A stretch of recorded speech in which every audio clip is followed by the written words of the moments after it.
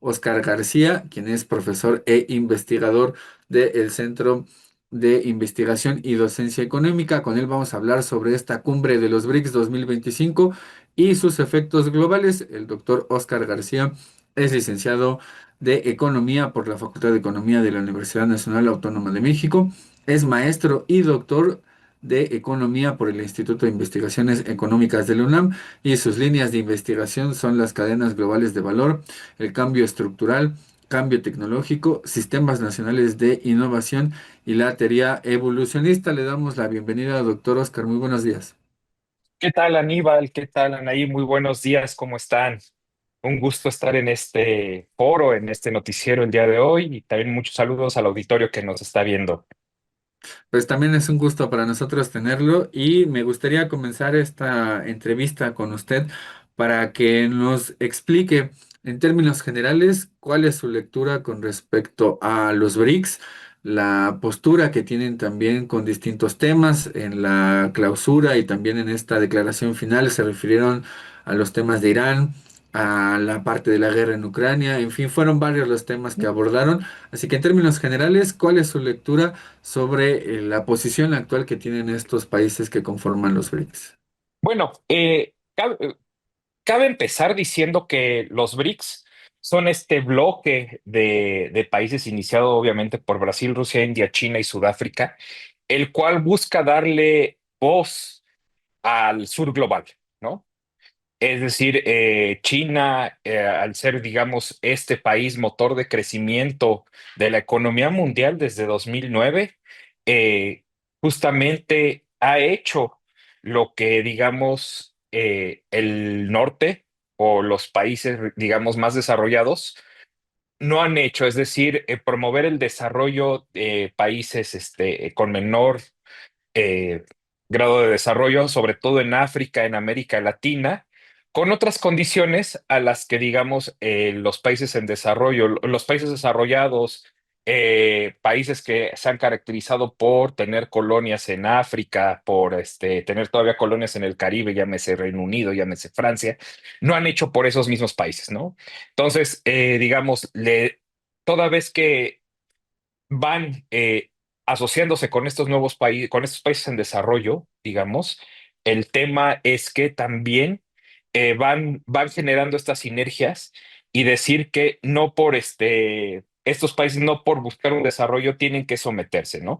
Digamos, esa es la voz de China sobre todo. China viene justamente de autorreivindicarse después de haberse denominado como haber pasado el siglo de la humillación, ¿no? Por aquellos países que, bajo los que fue sometido en términos coloniales, ¿no? Entonces, buscan justamente estos mecanismos de cooperación, buscan estos mecanismos de voz en los foros mundiales y pues bueno, como bien mencionan, no es cosa, menor a cómo van llegando a este 2025 con 10 asociados, más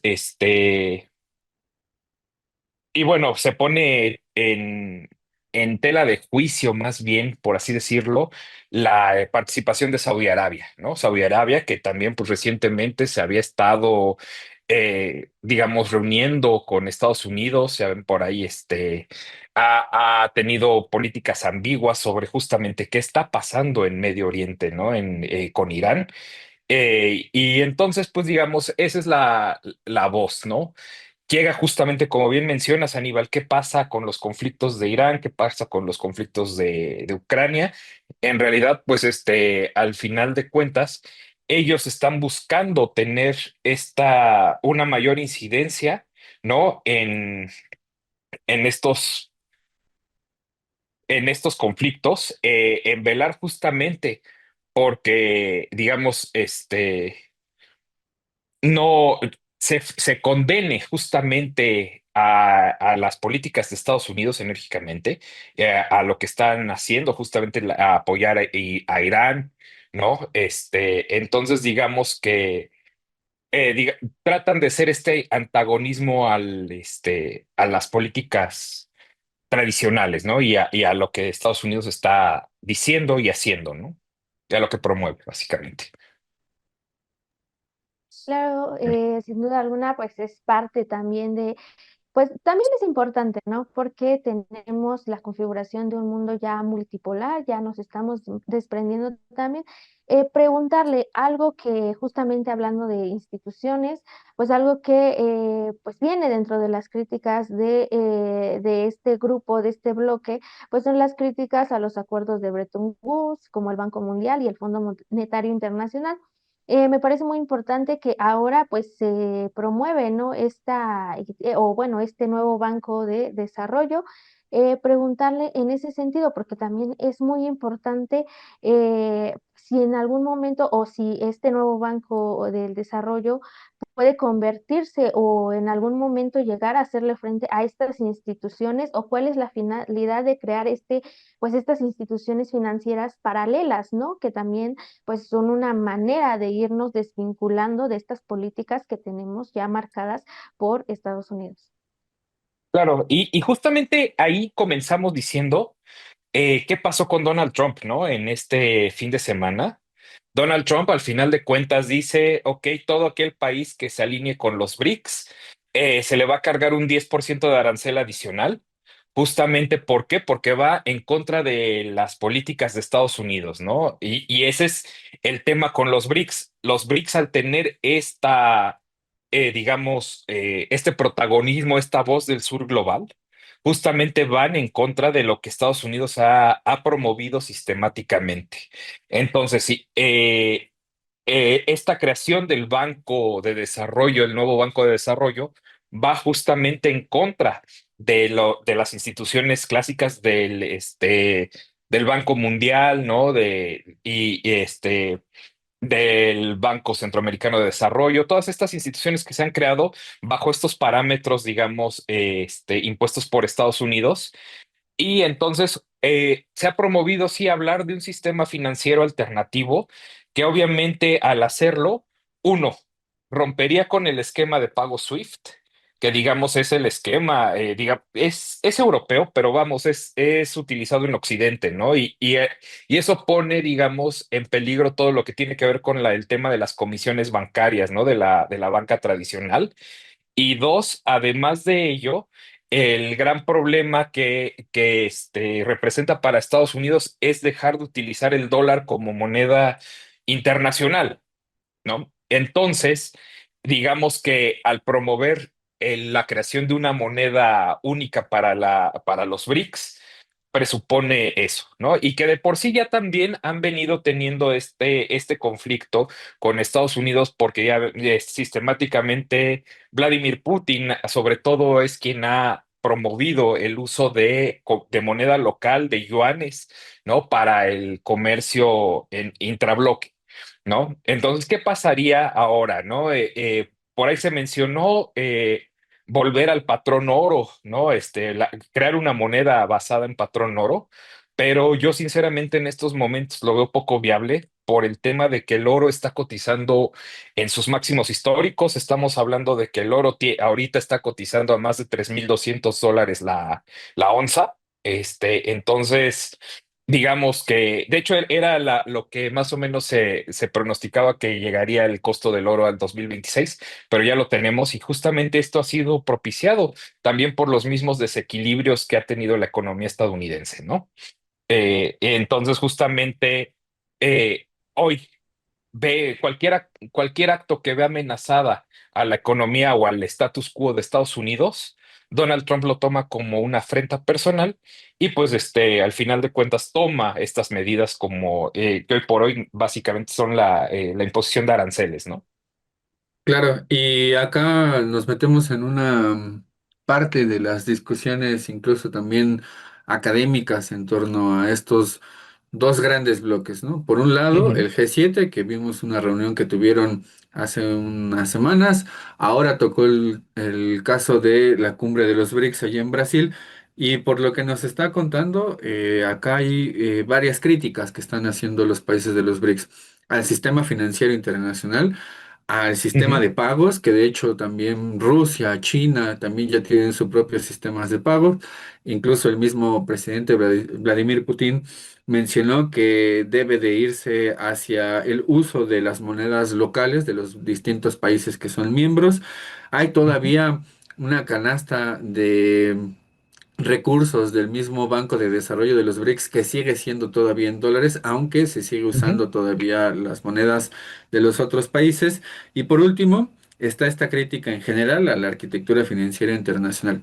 Preguntarle entonces con respecto a estos elementos que acabo de mencionar y que usted también nos acaba de decir, ¿estaríamos frente a una postura por parte de los países de los BRICS que es primero, distinta entre ellos mismos? O sea, me refiero al hecho de que, por un lado, Rusia aboga porque se use mucho más el dólar. China, por otra parte, como que no tiene esta pretensión todavía de darle un golpe mucho más severo a la arquitectura financiera internacional, incluido el uso del dólar. Incluso ujú, también los distintos elementos que hay para considerar cuando los bancos centrales de los distintos países siguen teniendo todavía sus reservas en dólares, eso tampoco lo están discutiendo, pero al ujú. interior pareciera ser, y esa es la pregunta, que hay distintas posturas con respecto a hacia dónde ir con respecto al tema de la desdolarización y hacia formar otro tipo de sistema u otro tipo de arquitectura financiera internacional. Entonces, ¿cuál es su lectura respecto a este tema?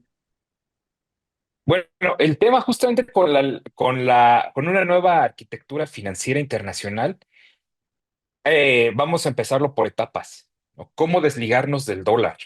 No, justamente porque bien lo mencionas, Aníbal, el gran problema de todas las economías hoy por hoy es que todo su respaldo financiero está en dólares, ¿no? De hecho, justamente desde que se rompió el acuerdo de Bretton Woods, desde justamente que se abandonó el patrón oro, el gran problema que sucedió es que todo mundo basó sus economías en el dólar. El dólar, justamente, además, hoy es una moneda que está perdiendo valor.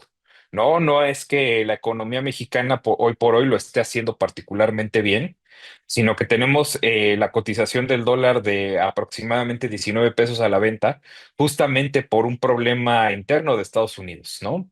¿Por qué? Porque están buscando bajar sus tasas de interés para tener hoy un costo de deuda más bajo.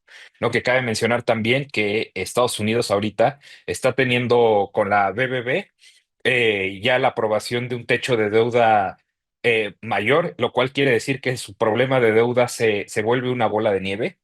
Y entonces, pues, digamos, esto va a sentenciar de muerte lenta a la economía estadounidense, justamente porque lejos de resolver su problema, lo magnifica, ¿no? Lo vuelve más grave en el futuro.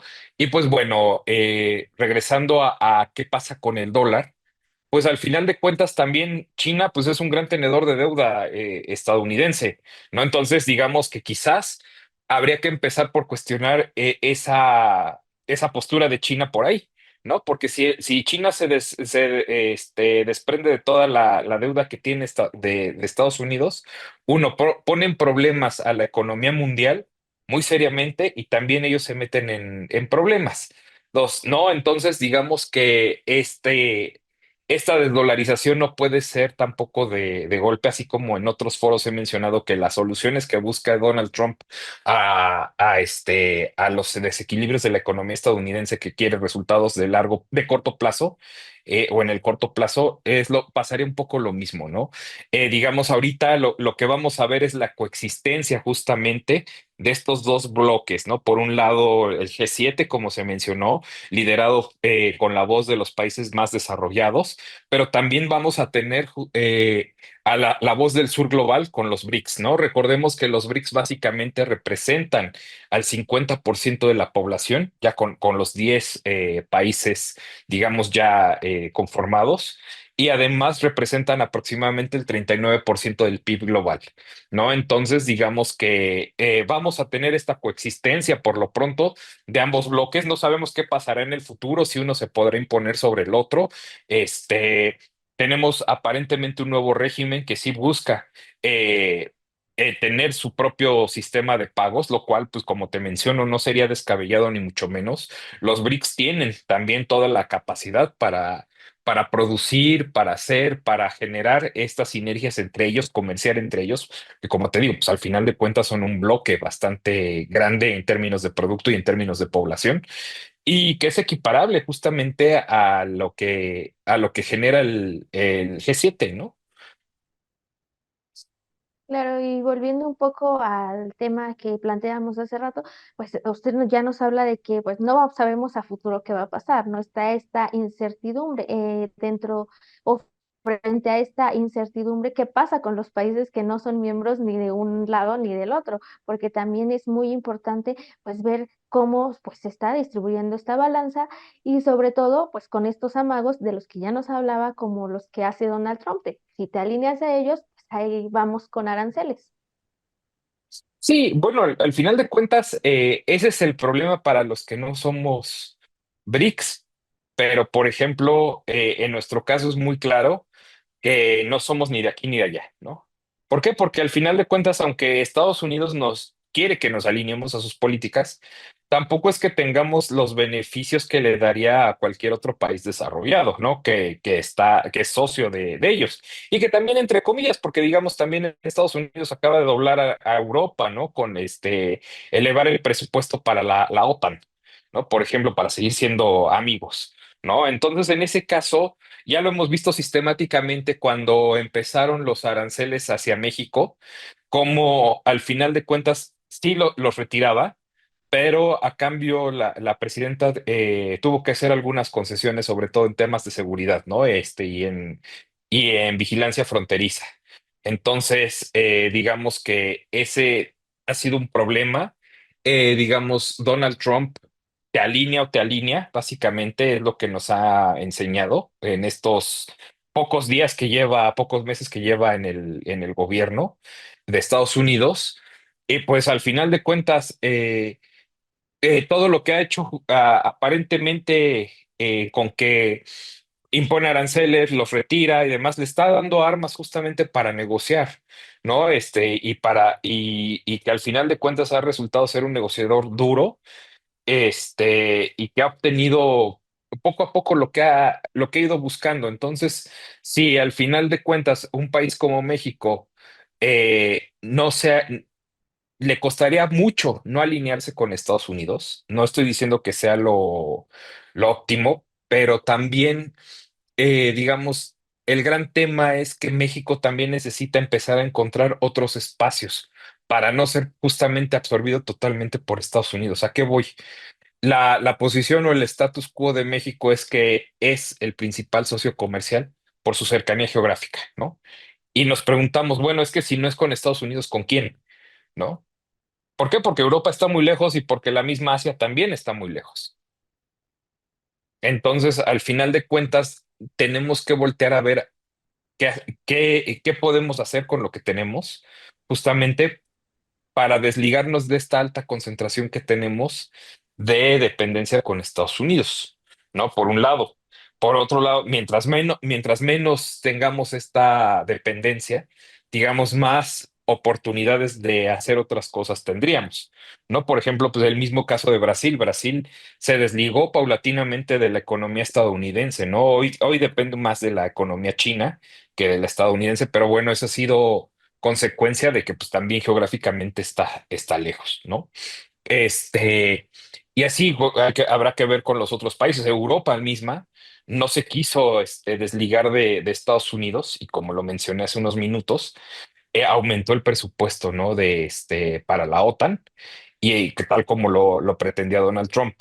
Entonces, si se dan cuenta, aparentemente, como dicen, dice, impone aranceles, hace un taco, pero este taco al final de cuentas no es tan taco como lo dice, no es que sea un Trump always chicken out, ¿no? Sino que al final impone, amenaza fuertemente, retrocede un poco y le da esos espacios para negociar y encaminar hacia donde Donald Trump dice que va la política, ¿no? Entonces, tampoco es que es que le esté fallando todo lo que él está pretendiendo. Y eso es más peligroso aún, porque muchos pensábamos que realmente iba a fracasar en la imposición de estas reglas mundiales que está realmente haciendo, ¿no?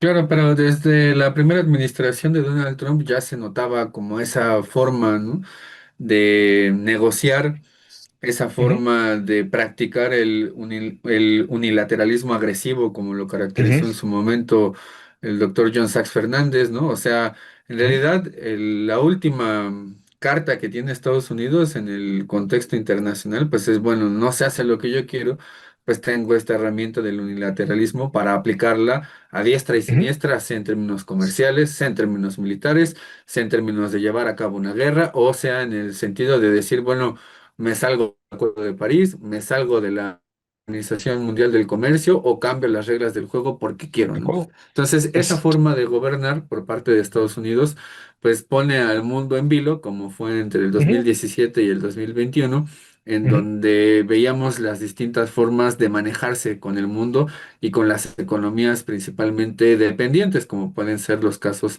de América Latina y el Caribe. Ya para ujú, ir cerrando un poco esta entrevista, pedirle una reflexión en torno a esto último que comentaba.